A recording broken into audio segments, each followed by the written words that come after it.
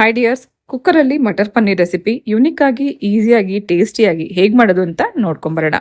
Matar paneer recipe ಮಾಡೋದಕ್ಕೆ ಮೊದಲದಾಗಿ ಒಂದು ಕುಕ್ಕರಲ್ಲಿ ಅರ್ಧ ಸ್ಪೂನಷ್ಟು ಜೀರಿಗೆ, 1 ಪೀಸ್ ಚಕ್ಕೆ, 5-6 ಲವಂಗ, 7-8 ಎಸಳಷ್ಟು ಬೆಳ್ಳುಳ್ಳಿ, 1 ಇಂಚಷ್ಟು ಶುಂಠಿ, 8ರಿಂದ 10 ಗೋಡಂಬಿ, 2 ಈರುಳ್ಳಿ, 2 ಟೊಮೆಟೊ ಇದನ್ನೆಲ್ಲ ಹಾಕಿ ಅರ್ಧ ಕಪ್ಪಷ್ಟು ನೀರು ಹಾಕಿ ಇದ್ರ ಒಳಗಡೆ ಯಾವ್ದಾದ್ರು ಒಂದು ಸ್ಟ್ಯಾಂಡ್ ಅಥವಾ ಬೌಲ್ ಇಟ್ಟು ಇದ್ರ ಒಳಗಡೆಗೆ ಹಸಿ ಬಟಾಣಿ, ಈಗ ಸೀಸನಲ್ಲಿ ಸಿಗುವಂಥ ಹಸಿ ಬಟಾಣಿ ಉಪಯೋಗಿಸ್ಕೊಂಡು ನಂತರ ಪನ್ನೀರ್ನು ಕೂಡ ಕಟ್ ಮಾಡಿ ಇದಕ್ಕೆ ಹಾಕಿ ಬೇಯಿಸ್ಕೊಳ್ಳೋಣ.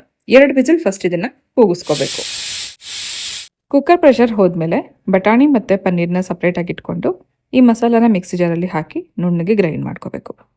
ನಂತರ ಅದೇ ಕುಕ್ಕರ್ ಬಿಸಿಗೆ ಇಟ್ಕೊಂಡು 1 ಸ್ಪೂನಷ್ಟು ಎಣ್ಣೆ ಹಾಕಿ ಅದರಲ್ಲಿ 1/4 ಸ್ಪೂನ್ ಅರಿಶಿನ, ಅರ್ಧ ಸ್ಪೂನಷ್ಟು ರೆಡ್ ಚಿಲ್ಲಿ ಪೌಡರ್, ಸ್ವಲ್ಪ ಕಸೂರಿ ಮೇಥಿ ಹಾಕಿ ಒಂದು ಸ್ವಲ್ಪ ಹೊತ್ತು ಇದನ್ನು ಬಿಸಿ ಮಾಡ್ಕೊಳ್ಳೋಣ. ನಂತರ ರುಬ್ಬಿಟ್ಕೊಂಡಿರುವಂಥ ಮಸಾಲೆನೂ ಹಾಕಿ ಇದಕ್ಕೆ ಕುದಿಸ್ಕೋಬೇಕು. ಇದು ಕುದಿಯುವಂಥ ಟೈಮಲ್ಲೇ ರುಚಿಗೆ ಸ್ವಲ್ಪ ಉಪ್ಪು, ಅರ್ಧ ಸ್ಪೂನಷ್ಟು ಸಕ್ಕರೆ ಹಾಕೋಣ. ನಂತರ ಇದನ್ನು ಮಿಕ್ಸ್ ಮಾಡಿಕೊಂಡು ಕನ್ಸಿಸ್ಟೆನ್ಸಿ ಚೆಕ್ ಮಾಡ್ಕೋಬೋದು. ನಿಮ್ಗೆ ಇದೇನಾದ್ರು ತುಂಬ ಗಟ್ಟಿ ಇದೆ ಅಂತಿದ್ರೆ ಮಾತ್ರ ಇನ್ನು ಸ್ವಲ್ಪ ನೀರು ಹಾಕೋಬೋದು. ಇದು ಕರೆಕ್ಟಾಗಿದೆ.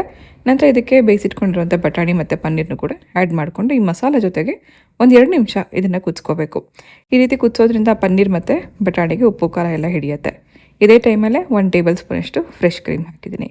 ಕ್ರೀಮ್ ಹಾಕೋದ್ರಿಂದ ಇದರದ್ದು ಟೇಸ್ಟ್ ಎನ್ಹ್ಯಾನ್ಸ್ ಆಗುತ್ತೆ. ಇದ್ರೆ ಹಾಕ್ಕೋಬೋದು, ಇಲ್ಲಾಂದರೆ ಸ್ಕಿಪ್ ಮಾಡ್ಬೋದು. ಅಥವಾ ಹಾಲು ಕಾಯಿಸಿದಾಗ ಹಾಲಿನ ಕೆನೆ ಏನಿರುತ್ತಲ್ಲ ಅದನ್ನೇ 1-2 ಟೇಬಲ್ ಸ್ಪೂನಷ್ಟು ಹಾಕಿ 1-2 ನಿಮಿಷ ಇದನ್ನು ಕುದಿಸ್ಕೊಂಡ್ರೆ ಆಯಿತು.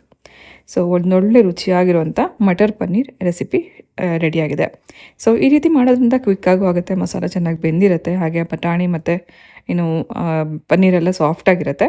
ಮಸಾಲೆ ಜೊತೆಗೆ 1-2 ನಿಮಿಷ ಕುದಿಸ್ಕೊಂಡ್ರೆ ಕ್ವಿಕ್ಕಾಗಿ ಈಸಿಯಾಗಿ ಒಳ್ಳೆ ರುಚಿಯಾಗಿರುವಂಥ ಮಟರ್ ಪನ್ನೀರ್ ರೆಸಿಪಿ ರೆಡಿ ಆಗುತ್ತೆ. ಇದನ್ನು ಪೂರಿಗೆ, ರೊಟ್ಟಿಗೆ, ಚಪಾತಿಗೆ ಇದಕ್ಕೆಲ್ಲ ಸೈಡ್ ಡಿಶಲ್ಲಿ ಸರ್ವ್ ಮಾಡ್ಬೋದು. ರೆಸಿಪಿ ಟ್ರೈ ಮಾಡಿ ಇಷ್ಟ ಆಗಿದೆ ನಿಮ್ಮ ಫ್ರೆಂಡ್ಸ್ ಆ್ಯಂಡ್ ಫ್ಯಾಮಿಲಿಗೆ ರೆಸಿಪಿನ ಶೇರ್ ಮಾಡಿ.